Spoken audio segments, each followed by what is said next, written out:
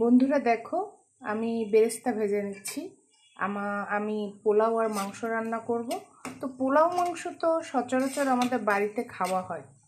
এখন কথা হচ্ছে, অনেকেই বেরেস্তা বানাও, ঠিক আছে, কিন্তু আমি না, এই আমার যে বেরেস্তা, আমি যে বেরেস্তা তৈরি করি, আমার বেরেস্তা তুমি 2 সপ্তাহ ক্যারি করতে পারবা।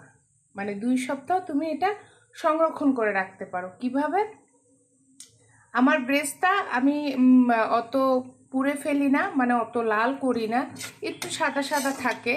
আর সেই ব্রেস্তা করে তুমি যদি একটা পরিষ্কার পলিথিনে ব্রেস্তা রেখে যদি ভালো করে গিট দিয়ে রাখতে পারো, ফ্রিজে না, এমনি, সেটা অনেক দিন যায়।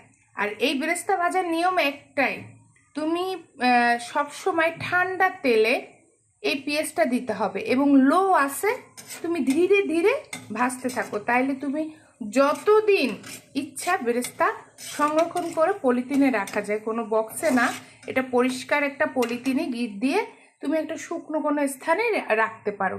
তাহলে দেখা যাবে কি, আমাদের সপ্তাহে প্রায় 1 দিন 2 দিন পোলাও মাংস খাওয়া হয়। তো প্রতিদিন তোমাকে ওই মাংস রান্না করতে গেলে বা পোলাও রান্না করতে গেলে বেরেস্তা তৈরি করতে হয় না। তো কেমন লাগলো তোমাদের?